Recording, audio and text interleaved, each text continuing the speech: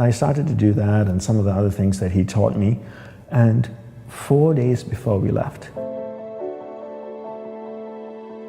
he taught me the power of my mind and how if I understood the mechanics of it and how it all worked, I could create what I wanted in my life. These amazing tools have been around for millenniums. Monks have been using it for thousands of years. You're not the mind, rather you're pure awareness moving through different areas of the mind.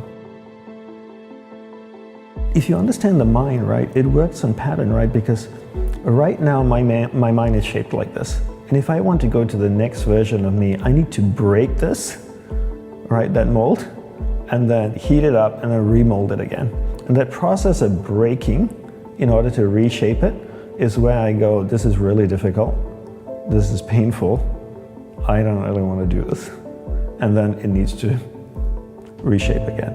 And then you get comfortable, the mind gets comfortable with being in its new shape, version 2.2, and then to get to 2.3, you need to break that shape again, and that's when you go like, oh, this is difficult, this is crappy. Oh, I think I should stop. And then it needs to remold again. And that's the part of growing, right? And you just realize after a while that every time you move yourself to the next best version of you, you're going to go through that process of everything in your body readjusting. The patterns in your mind need to break and adjust. Your nervous system in the body is comfortable now with how life is currently. But if you want to go to the next version of you, it needs to adjust everything. Your muscles, your body, your nervous system needs to adjust to the next version of this.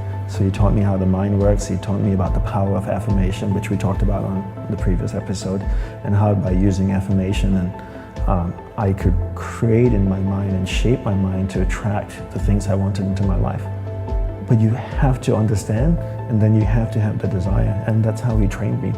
And now you have that affirmation practice that you can use to manifest things. Yes, exactly. And you do affirmations a bit different. You kind of have 3 things that you do that makes them special. Concise choice of positive words, clear visualization, and feeling. And feeling being the most important component, because feeling is emotion and emotion is energy, and energy is magnetic. Tesla had the saying, if you want to find the secrets of the universe, think in terms of energy, frequency, and vibration. I think Tesla is an amazing human being, and I think he was more like a mystic scientist than anything else. And if I were to elaborate on that statement, I would say that everything is made up of energy, and that energy is vibrating at a certain frequency. And your job is to match the frequency of what you want, because that's harmony, right? And the same way that if you want to attract something in your life, you need to understand what that frequency is that you want, and then change the energy in your body to match that frequency. And when you do, you attract that. It's like the old radios, right? You tune it, the station is 74.5 FM, and if you get to 74.4 FM, you get static and music. 74.6, static and music. 74.5, perfect music. 74.2, just static. And so your goal is to tune your energy to match the frequency of what you want. And then that's when that attraction comes. And a lot of people talk about this law of attraction and stuff, but you never really understand it or explain it properly. And then I think sometimes the New Age world can just get away by saying all kinds of, no, the law of attraction, and do this and do that, and it will attract it into your life. But there's no practical steps or actually understanding the science of how these things work. But once you really understand it and then put the hard work into it, these amazing tools have been around for millenniums. Monks have been using it for thousands of years. Concise positive words. Concise positive words. Clear visualization. Clear visualization. And corresponding feeling. Right? The feeling is emotion. So when I say corresponding feeling, if you want something, you need to match the frequency of what you want. So remember what Tesla said, think in terms of energy, frequency, and vibration. Right? Everything is made up of energy, and that energy is vibrating at a certain frequency. So if I want to be in harmony with you, I need to feel how you feel, and how does Brian sit, and how does he talk, and how does he stand. It's same like actors, that's what they do, right? Actors. Somebody needs to play Cleopatra or King Richard or whatever it may be, they try and feel that person, right? Or even James Bond. James Bond has a certain way that he walks and talks. And there's so many people have played James Bond, right? 6 or 7 people, however it is. But you never go, oh, that doesn't feel like James Bond. They all have that James Bond walk. Because what have they done? They've really moved their awareness into that area of the mind, and they started to feel the character. How he sits, how he talks, the little things that Bond does, how he adjusts his coat. And then you forget that that person is playing James Bond. You look at that person and you go, oh, that's Bond. And that's really what it is with affirmation, is you're trying to change your energy in your mind to match what it is you want.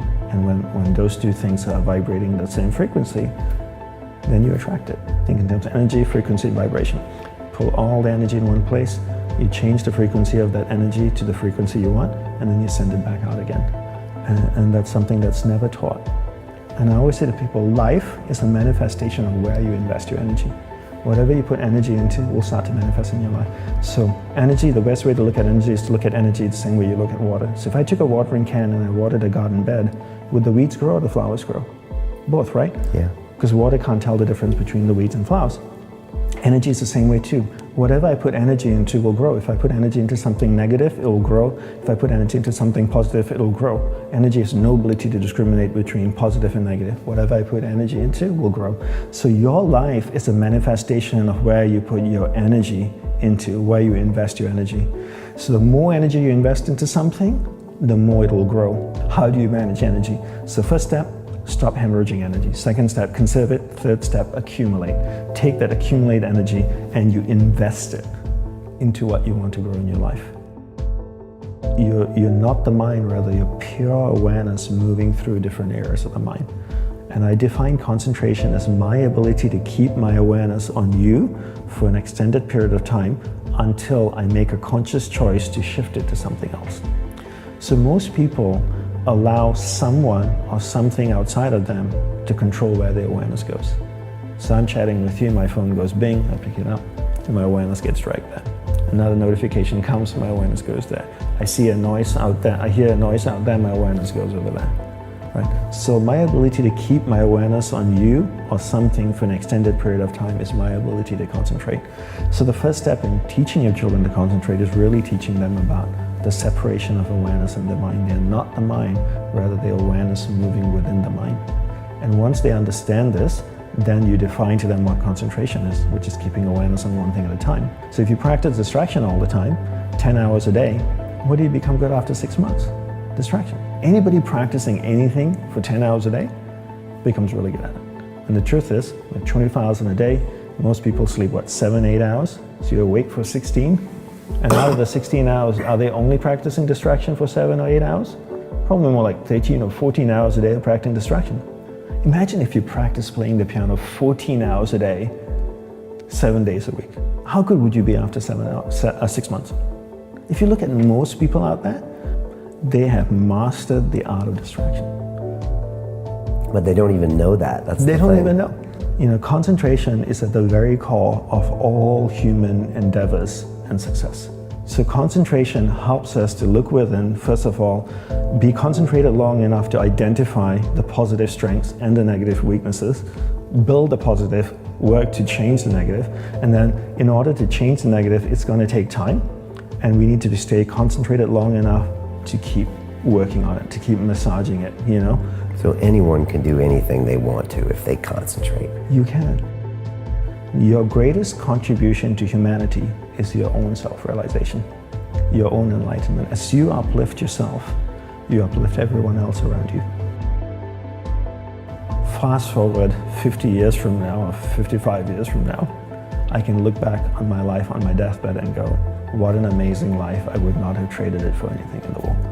And that's the case for being concentrated, so that you can truly enjoy every experience in your life and be present. And being present means being able to be concentrated. Ultimately, we all want to be happy, right? I think that's a fair statement to say. I say happiness should never be pursued. Don't pursue happiness, but rather pursue a lifestyle where the byproduct of that lifestyle results in happiness. So I spend time with my family, I feel happy. Have a glass of wine with someone I like or love, I feel happy.